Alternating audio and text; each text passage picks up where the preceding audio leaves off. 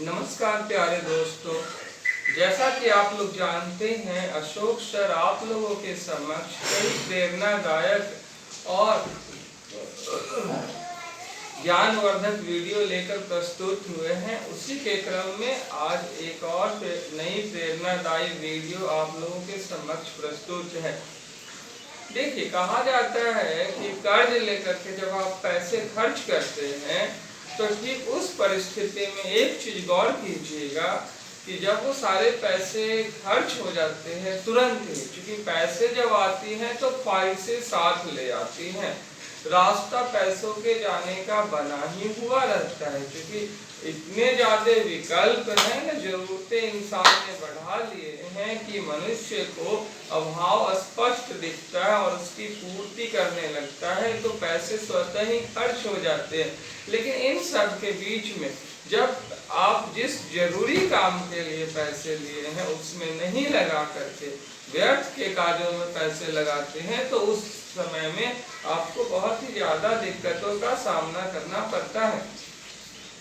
तो इस परिस्थिति को अगर ध्यान में रखा जाए तो आप ये समझिए कि जो बच्चे बर्थडे मनाने के नाम पे या किसी त्योहार को मनाने के नाम पे, जैसे हाल फिलहाल में रक्षाबंधन के नाम पे, या फिर मौसम की मार के कारण जैसे बारिश बहुत तेज हो रही है या ठंड लग जाएगी, इन सभी बातों को ध्यान में रखकर घर में बैठ जाते हैं, तो इन सभी का परिणाम उन्हें भविष्य में भोगने पड़ते हैं। हम बात परीक्षा में आने वाली दिक्कतों की नहीं कर रहे हैं। गुरु के द्वारा दिए गए ज्ञान के जो होते हैं वो आजीवन कार्यरत होते हैं मनुष्य की उन्नति के लिए। तो हम बात कर रहे हैं जीवन शैली में बदलाव की। अगर गुरु के ज्ञान का अभाव है तो लोगों की सोच भविष्य में बहुत ही विकृत हो जाती है और वो समाज में कोड के रूप में उभर करके सामने आ जाते हैं। इतना ही नहीं, इसमें बढ़ावा देने वाले कई सारे अन्य भी कारण हैं। जैसे पैसे खर्च करने के लिए तो तरह तरह के कार्य के नाम पे पैसे खर्च कर दे रहे हैं, नए शर्ट नए जूते लेने के नाम पे। वैसे ही बर्थडे के नाम पे या डेट पे जाने के नाम पे या कहीं भी त्योहार मनाने के नाम पे, बहुत तरह के नाम पे आप स्कूल नहीं जाते हैं, कभी बारिश हो गई कभी गर्मी हो गई। और ऐसे भी भारत त्योहारों का देश है तो छुट्टियां होती ही रहती हैं स्कूलों में भी, उस पर भी आप नहीं जाते हैं। और संडे तो एकदम बर्बाद करने का त्योहार ही होता है। तो इन सब के बीच में आप ये समझिए कि रिलैक्स करना और बर्बाद करना दोनों दो अलग अलग चीजें होती हैं, और भविष्य में जो परिणाम भोगने पड़ते हैं वो देख करके हर कोई कहता है मेरे साथ ऐसा क्यों हुआ, मेरा किस्मत खराब है। लेकिन आप याद करते हैं क्या उन समयों को जिन समयों में आप क्लासेज को एब्सेंट करते हैं? मोबाइल पे कितना आसान होता है ना फालतू चीजों को, जैसे बच्चे लोग को भी तो गलत चीजों की लत लगाई जा रही है। जैसे सोनू मेरी डार्लिंग एक को ले लीजिए, ये गीत इतने ज्यादा पॉपुलर हुए सोनू मेरी डार्लिंग की, इसको प्रसिद्धि पे प्रसिद्धि प्रसिद्धि पे प्रसिद्धि और लोकप्रियता पे लोकप्रियता हासिल होती जा रही है। लेकिन क्या ये उसके योग्य है, उसे डिजर्व करती है? मेरे हिसाब से तो नहीं। एक नन्हा सा बालक जिसने गाने भी खुद नहीं लिखे हैं, उसे क्या टैलेंट है? आप उसे अनावश्यक तौर पर प्रचलित कर दे रहे हैं। जब वो प्रचलित हो रहा है और एडल्ट सॉन्ग को गा रहा है, वयस्कों के लिए जो गाने गाए जाने चाहिए उस गाने को गा रहा है वो नन्हा सा बालक, और उसे सेलिब्रिटी बना दे रहे हैं, तो उसके दिमाग में उस तरह का थिंकिंग तो बैठ जाएगा ना। पैसा कमा रहा है उससे, उस तरह के लाभ तो उसके दिमाग में बैठ जाएंगे, और इसके परिणाम स्वरूप क्या होगा? हमारे समाज भी उसी राह पे चल पड़ेंगे। सबको लाइक व्यू कमेंट शेयर और सब्सक्राइब की आवश्यकता होती है, तो उस राह पे चल पड़ेंगे सारे लोग। और इसका नतीजा क्या होगा कि सभी की थिंकिंग बदलेगी, सभी कोई का पढ़ाई से रुझान खत्म हो जाएगा, व्यर्थ के कार्यों में वो कलाकारी दिखाना शुरू कर देंगे, बहुत बड़ी ऊर्जा क्षमता इधर बर्बाद हो जाएगी, व्यर्थ जाएगी। तो इसको इसकी ओर तो किसी को ध्यान जाता नहीं है। अब थोड़ा सा और आगे चलते हैं। ऐसे ही बच्चे जब बड़े हो जाते हैं और बड़े होकर दिखावटी जीवन जीने लगते हैं, गुटखा सिगरेट शराब की लत ऐसे बच्चों को लग जाती है, फिल्मों के बहुत ज्यादा शौकीन हो जाते हैं, गानों के बहुत ज्यादा शौकीन हो जाते हैं, तो ऐसे सूरत में परिणाम क्या होता है? ऐसे सूरत में परिणाम यह होते हैं कि वो झगड़ा करने लगते हैं माता पिता से, पैसे मांगने लगते हैं कि हमको 2 फिल्म देखने जाना है, इस हीरो की नई फिल्म आई है, हमको दोस्तों के साथ फिल्म देखने जाना है, पैसे कहीं से भी दो। अब पैसे तो रहते नहीं है माँ बाप के पास, तो वो कहाँ से दे? तो जबरदस्ती वो वसूलते हैं पैसे, और जवानी में वो बहुत ताकतवर होते हैं, माँ बाप कमजोर होते हैं।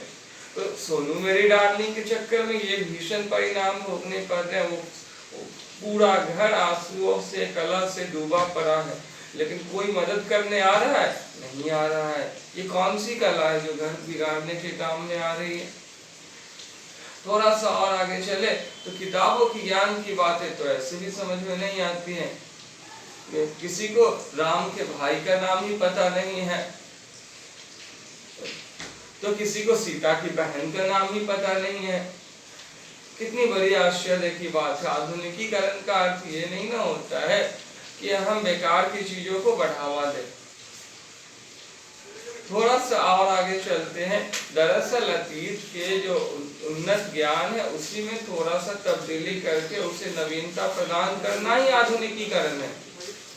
अब इसके अलावा थोड़ा सा और अगर हम लोग आगे चले तो हम लोग पाते हैं कि जो भी बच्चे तरक्की की राह पे चल रहे हैं, क्लास में रेगुलर आ रहे हैं, उनको भी बहुत ज़्यादा सहूलियत हो रही है। एग्जाम उनको देश में बहुत जगह पे बेरोजगारी रहती है, पर बेरोजगारी का एहसास नहीं होता है, काम लगातार मिलते रहते हैं और आगे बढ़ते चले जा रहे हैं।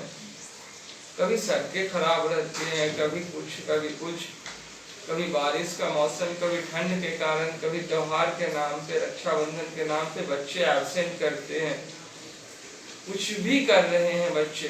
तो कभी दिवाली के नाम पे बच्चे एब्सेंट कर रहे हैं। हम ये नहीं कहते कि रक्षाबंधन मनाना गलत बात है, मनाइए, लेकिन आपकी एक निगाह अपने कैरियर पे होनी चाहिए ना। अब मान लीजिए कि आपको कसरत करना जरूरी है, तो दिन भर कसरत कीजिएगा अगर आप, तो परिणाम क्या होगा? सारी चीजें छूट जाएगी। ऐसा नहीं होता है ना। अगर आप सिर्फ इस हाथ का कसरत कीजिएगा तो ये हाथ तो बहुत ही मजबूत हो जाएगा, ये हाथ फिर बेडौल हो जाएगा। ऐसा करना उचित नहीं है। सबको संतुलन बना करके चलना है। तो सब बहुत सारी चीजें जानने लायक है। आप भारत की संस्कृति के बारे में बतलाइए, अध्यात्म के बारे में बतलाइए। इतना ही नहीं, आप अगर 9th में देखिए तो एक कैरेक्टर है संतोष यादव के बारे में बतलाइए। आप अगर मारिया शारापोवा तो जो ग्लोबली फेम एक्वायर्ड की है, उनके बारे में बतलाइए। ये भी 9th में ही पढ़ने थे NCERT पैटर्न के तहत। अगर इससे भी नहीं होता है तो आप स्मृति चुगताई जो इलेक्ट्रॉनिक वे में खुद को जलाना चाहती थी आफ्टर डेथ और आधुनिकीकरण की जीती जागती मिसाल है, उन्होंने गलत चीजों का सहारा कभी नहीं लिया, उनके बारे में बतलाई। स्मृति चुगताई के बारे में तो बहुत सारे लोगों ने नाम भी नहीं सुने होंगे, क्या आपने सुना है? इसके बाद आप एवलिन ग्लेनी के बारे में बतलाइए, बहुत जरूरी है एवलिन ग्लेनी के बारे में बतलाना। ऐसे बहुत सारे लोग हैं जिनके बारे में हम जान सकते हैं, जैसे हेलन केलर है, उसके बारे में आप बतला सकते हैं हेलन केलर के बारे में। लेकिन आप इन सब चीजों के बारे में नहीं बतलाते। इन सबको फेमस करने की जिम्मेदारी आपकी नहीं, इन सबको बोझिल बना करके आपने रख दिया और कचरे चीजों को एकदम आकर्षक ढंग से परोस रहे समाज में। समाज क्या सीखेगा? कचरा। हर रोज योजना बनानी चाहिए। हर रोज हर लम्हा परिस्थितियां बदल रही हैं। तो हर रोज कुछ न कुछ सोचने की, हर पल कुछ न कुछ सोचने की, पूरे परिवार को, समाज को संगठित होकर के पूरी ऊर्जा से कार्य करने की आवश्यकता है। अगर ये सब भी संभव नहीं है तो एक विद्यार्थी को अपने सर्वोत्तम प्रयोग के रूप में खुद को प्रस्तुत करने को हमेशा तत्पर रहना चाहिए। हर पल जो ऐसा नहीं करते हैं वो कामयाबी से दूर होते जाते हैं, और उतने ही दूर होते जाते हैं जितने वो गवाते हैं समय को। सरदार वल्लभ भाई पटेल ने क्या कहा था, याद कीजिए, 1 मिनट जो जाता है वो जीवन में कभी लौट कर वापस नहीं आता। ये जानते हुए भी हम लोग कितने सारे मिनट यूं ही गवाते रहते हैं। तो ऐसा बिल्कुल नहीं करें। अब बड़े लोग गलत चीजों को कभी भी बढ़ावा ना दे तो बेहतर है। धन्यवाद। जय हिंद, जय भारत। हाँ जी।